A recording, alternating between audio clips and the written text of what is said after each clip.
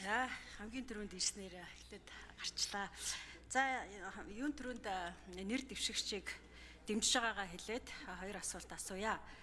За та манай Арсланбын бүлэг болон за сая байнгын хороон дээр ер нь бол тодорхой зүйл хэлсэнгүү. Та бол сүүлийн 20 жилийн одоо улс төрийн шийдвэр гаргах төвшөнд энэ улс төрийн хүрээнд явж байгаа. Асуудлыг бол маш сайн өглөөргаар нь харж байгаа хүн гэж би ингэж харж байна. Гэтэл та бол одоо хуучин одоо оюун эрдэнэ ерөнхий сайдын энэ бодлогыг үргэлжлүүлнэ гэдээ ингэж тэгж байна. Тэгэхээр энэ хуучин одоо огцорч байгаа засгийн газрын үед те 2022-оос 2023 онд Монгол улсын ядуурлын түвшин 29% буюу 3.5 сая хүнээс 915 мянган одоо иргэн ядуурлын шугамаас доогуур амьдарч байна гэсэн ийм одоо статистикийн тоо гарсан байгаа. За энийг бол статистикийн газраас гаргасан. За энэ 920 мянган иргэн бол сарын 420 мянган төгрөгнөөс доош орлоготой гэсэн үг. Тэгэхээр 2024 оны байдлаар энэ одоо байдал энэ ядуурлын түвшин ямар байна гэсэн статистикийг би бас дахиж судалж харлаа. Тэгэхээр одоогоор бол тодорхой түвшинд тодорхой тогтвортой байна гэж байна. Тэгэхээр ер нь бол энэ сүүлийн 3 жилтэй энэ ядуурлын түвшин буурсангүй тогтвортой л байгаад ах юм байна. Тэгэхээр та энэ бодлогыг үргэлжлүүлнэ гэж хэлж байна. Ер нь бол ерөнхий сайд гэдэг хүн бол улс ард түмэндээ эдийн засгийн эрхчлүүдийг авчрах ийм л одоо үйл ажиллагаа явуулах ёстой гэж ойлгож байгаа.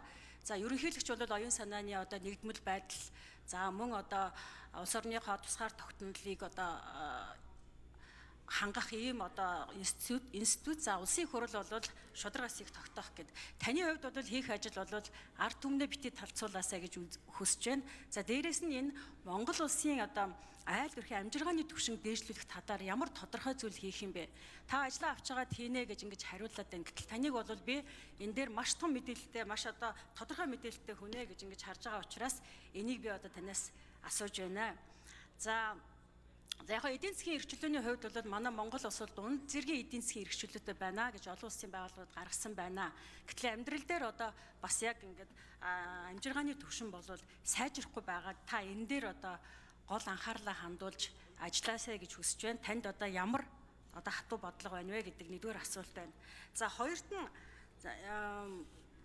өнгөрсөн хугацаанд манай энэ одоо за төрийн 3 өндөрлөгч гэдэг үндэсний аюулгүй байдлын зөвлөлч гэж ярьж байна. Ард түмнийг бас их талцуулсан. За энэ талбай дээр гарч байгаа одоо ард иргэдийн жагсаалтыг талцуулж байна. Одоо энэ хэвлэл мэдээлэл телевизүүдээр ч гэсэн маш олон одоо нэвтрүүлгүүдийг нэг цагаар цацаж одоо ард түмнийг талцуулах юм ажлыг хийсэн. Ерөнхий сайдын хувьд таныг битээ одоо ийм ажил хийгээсэй гэж ингэж хүсэж байна. Энэ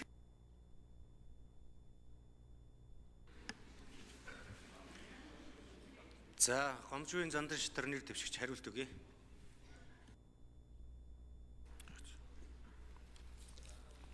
За, инкт акшны асуултанд хариулъя. Тэгээ би тодорхой хэлсэн байнгын орон дээр. Эдийн засгийн өсөлтийг хүртээмжтэй болгох, иргэн бүр төрөхийг энэ тэргүүний зорилттой болгож ажиллана. Монгол улс 2024 оны байдлаар 3,544,835 хүнтэй болсон. Энэ бол хүн амын өсөлт 1.1%-аар өссөн. Монгол хүний дундаж наслалт 71.7 болсон. 90 оноос хойш дундаж наслалт 8.3 жилээр нэмэгдсэн. Ядуурлын индекс бол 2022 оноос хойш статистик гараагүй байгаа. Ядуурлын судалгаа 22 оны байдлаар 27.1% буюу Монгол улсын 913 мянган иргэн ядуурлын түвшнээс доош буюу хэрэглээтэй байгаа. Ядуурл буурахгүй байгаад эдийн засгийн докторгүй байдал, үнийн өсөлт, гадаад дотоод нөхцөл байдал сөргөнлөө үзүүлж байгаа. 2025 он гарсаар үнийн өсөлт буюу инфляцийн түвшин өндөр болж байна. Импортын шин чанартай инфляциуд нөлөөлж байна.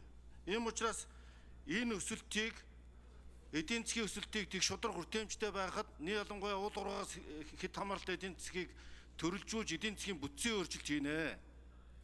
Үүний тулд татварын реформыг хэрэгжүүлнэ.